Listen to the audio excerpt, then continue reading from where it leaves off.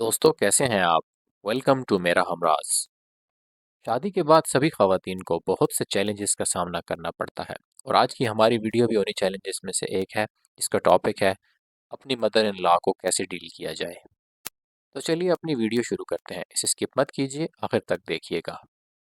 इस वीडियो में आप ये सीख पाएंगी कि वो कौन सी रूट कॉजेज़ है जिनकी वजह से सास और बहू का झगड़ा होता है।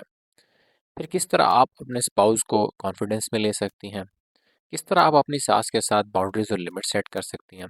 किस तरह आप उनके साथ एक कॉमन ग्राउंड बना के अपनी एक अच्छी रैपो बनाने के साथ एक पॉजिटिव और प्रॉस्परस ज़िंदगी जी सकती हैं।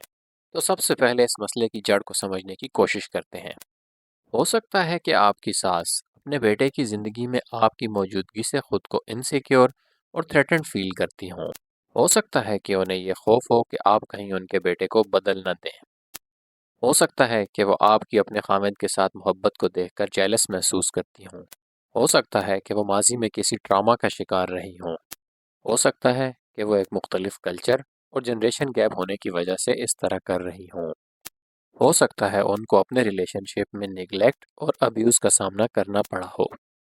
हो सकता है कि उनकी कुकिंग करने का अंदाज और उनकी पेरेंटिंग का अंदाज आपसे मुख्तलिफ हो सकता है वो अपने ख्वाबों के पूरा ना होने पर किसी किस्म के रिग्रेट का शिकार हों। तो बहरहाल वजह कोई भी हो, आपके जहन में सवाल आ रहा होगा कि अब क्या करें।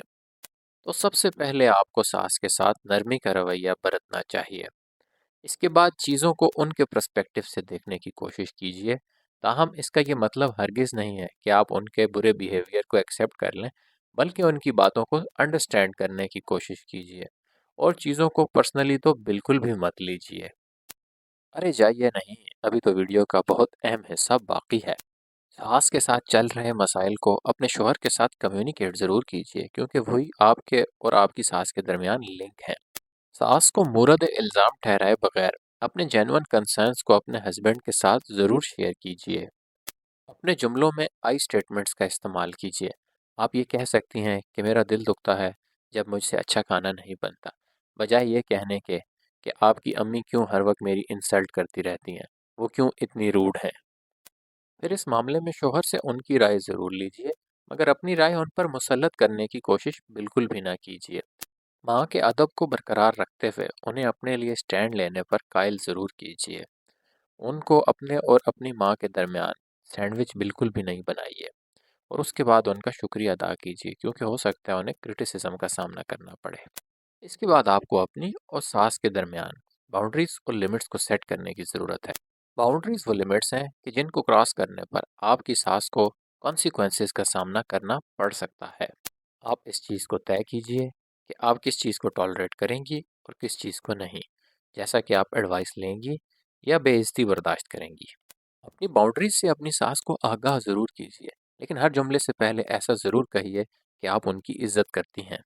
इसके बाद भी अगर वो आपसे उलझें या इन बाउंड्रीज को क्रॉस करने की कोशिश करें, तो उनसे लड़ने की बजाय उनको अपने कंसर्न्स कम्युनिकेट करें।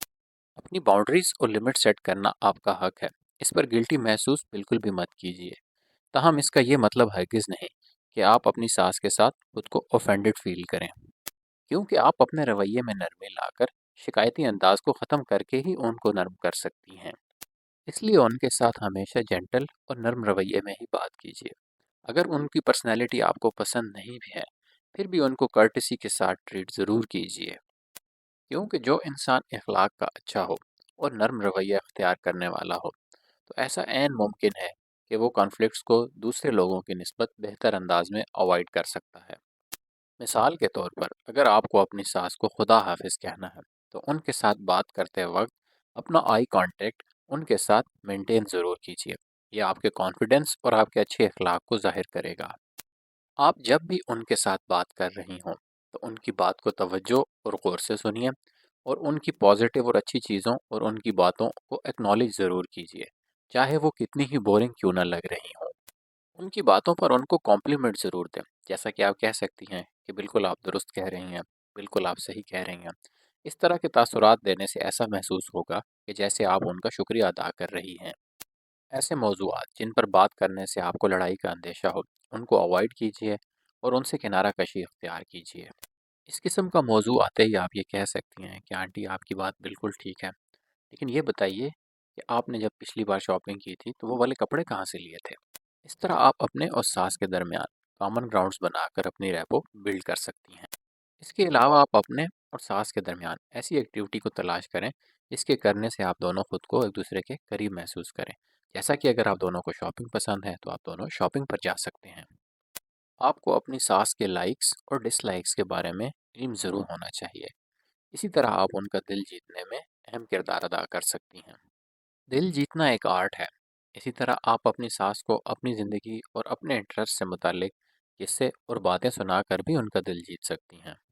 बहुत सी ख़वातीन ये समझती हैं कि अगर वो घर के काम कर रही हैं, बच्चों की परवरिश कर रही हैं और ख़ाविंद को वक्त दे रही हैं, तो इस चीज़ के ऊपर उनकी सास को उनको अप्रिशिएट करना चाहिए। ज़रूरी नहीं है कि ऐसा हो। आप अपनी सास के साथ कुछ ऐसा कॉमन, कुछ ऐसी हॉबी, कोई ऐसी एक्टिविटी तलाश करें जिसको आप दोनों एंजॉय कर सकते हैं। और अगर आपका मसला इन सब से हल ना हो तो फिर काउंसलिंग करो को इख्तियार कीजिए। मेरा हमराज पर रब्ता करके आप अपॉइंटमेंट बुक कर सकती हैं।